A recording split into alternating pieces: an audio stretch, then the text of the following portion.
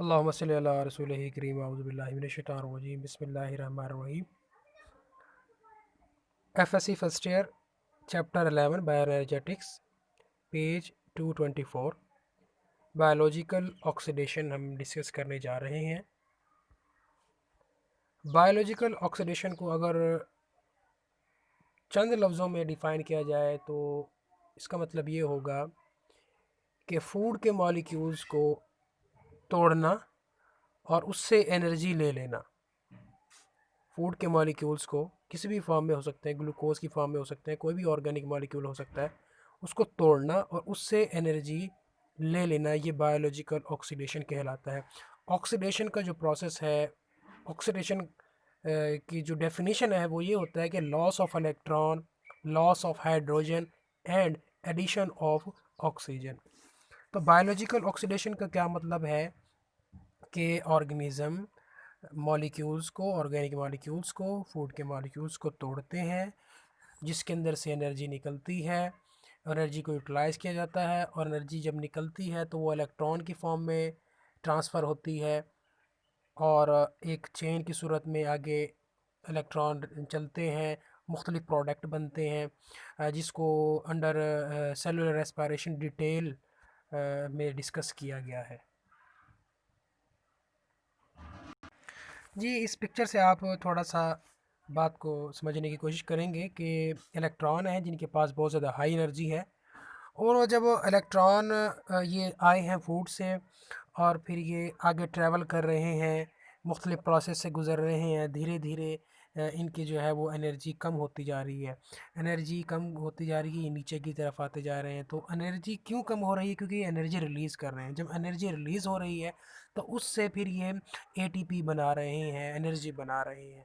तो इस डायग्राम के ज़रिए आपको समझ आ सकती है कि हायर लेवल से एक इलेक्ट्रॉन चलता है, उसके पास बहुत ज़्यादा एनर्जी है, धीरे धीरे नीचे आता है, अपनी एनर्जी को रिलीज़ करता है और उससे एटीपी बन जाती है। तो ये प्रोसेस जो है वो बायोलॉजिकल ऑक्सीडेशन है। ऑक्सीडेशन का एक जो और बड़ा कॉन्सेप्ट है वो यही है। जैसे आप देख सकते हैं कि फ़र्ज़ करें एक इलेक्ट्रॉन है, एक हमारे पास सब्सटेंस है येलो कलर से बना हुआ है, इसके पास एक इलेक्ट्रॉन है, ये अपना इलेक्ट्रॉन दे देता है एक और सब्सटेंस को जो कि इलेक्ट्रॉन एक्सेप्टर है। तो ये हो जाएगा, हमारे पास ऑक्सीडाइज हो जाएगा क्योंकि इसका लॉस हो गया। देखिए आगे ऑक्सीडाइज डोनर लिखा हुआ है, यानी कि जिसने दिया इलेक्ट्रॉन वो डोनर है और वो ऑक्सीडाइज हो गया है, उसके पास इलेक्ट्रॉन नहीं है। जो एक्सेप्टर है वो रिड्यूस हो गया है, उसके पास जो है क्या हो गई है, इलेक्ट्रॉन ऐड हो गया है। तो ये जो इलेक्ट्रॉन जब चलते हैं तो जब जिसमें ये ऐड हो रहे हैं इलेक्ट्रॉन, उसको ये रिड्यूस कर देते हैं और जब वहाँ से ये रिमूव हो जाते हैं तो वो ऑक्सीडाइज हो जाता है। तो ये प्रोसेस हम वक्त बायोलॉजिकल ऑक्सीडेशन में, बायोलॉजिकल प्रोसेस में हम वक्त ये प्रोसेस चलता रहता है कि एक सब्सटेंस जो रिड्यूस हुआ है, जिसके पास इलेक्ट्रॉन आ गए हैं, फिर उससे इलेक्ट्रॉन जो है वो रिमूव भी हो जाते हैं, यानी कि लॉस भी हो जाते हैं। जी, तो आपकी बुक में क्या लिखा है बायोलॉजिकल ऑक्सीडेशन के बारे में? The maintenance of living system require a continual supply of free energy which is ultimately derived from various oxidation reduction reactions. क्या मतलब है इस लाइन का? यही मतलब है कि लाइफ की बका के लिए, लाइफ को चलाने के लिए एनर्जी चाहिए और एनर्जी को हासिल करने के लिए ऑक्सीडेशन रिडक्शन दोनों प्रोसेस होते हैं। एनर्जी ऐड होती है, इलेक्ट्रॉन ऐड होते हैं और निकलते हैं, ऐड होते हैं निकलते हैं। Except for photosynthetic and bacterial chemosynthetic process which are themselves oxidation reduction reactions. वो कहता है कि जो फोटोसिंथेसिस कर रहे हैं या कीमोसिंथेटिक बैक्टीरिया जो केमिकल प्रोसेस कर रहे हैं अपनी एनर्जी को खुद बनाने के लिए, उसके अलावा सॉरी, इनके अंदर ऑक्सीडेशन और रिडक्शन दोनों हो रही है, लेकिन all other cells depend ultimately for their supply of free energy on oxidation reaction in respiratory process। जो जिनका ताल्लुक, जो फोटोसिंथेटिक प्लांट्स नहीं है या बैक्टीरियल कीमोसिंथेटिक चीज़ें नहीं हैं, जैसे इंसान हैं, जानवर हैं, तो उनके सेल क्या करते हैं? उनके सेल करते हैं ऑक्सीडेशन का प्रोसेस करते हैं और वो रेस्पिरेटरी प्रोसेस होता है। जैसे कि अभी आपको मैंने एक शुरू में जो पिक्चर दिखाई है, हायर एनर्जी से, हायर लेवल से इलेक्ट्रॉन लोअर एनर्जी की तरफ आ रहे हैं और फिर वो एटीपी बना रहे हैं। तो ये रेस्पिरेटरी चेंज को हमने सेलुलर रेस्पिरेशन में डिस्कस करना है।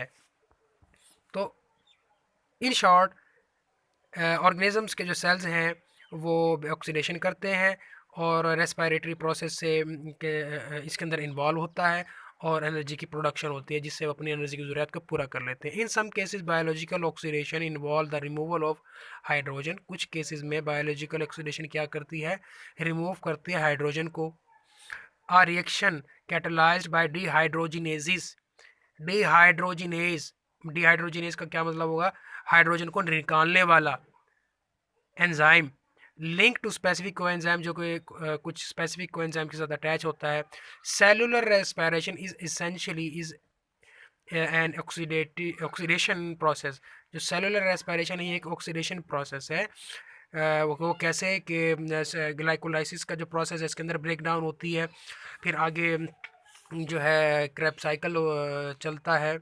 क्रेब साइकिल के अंदर भी जो है वो यही चीज़ हमें देखने को मिलती है कि इसके अंदर भी ऑक्सीडेशन रिडक्शन रिएक्शन हो रही हैं। फिर आगे रेस्पिरेटरी चेन है, ये सारे प्रोसेस और फिर ऑक्सीडेटिव फॉस्फोराइलेशन है, ये सारे प्रोसेस जो हैं ये अंडर सेलुलर रेस्पिरेशन हमने डिस्कस करने हैं। इनके अंदर ऑक्सीडेशन का प्रोसेस हमें देखने को मिलता है।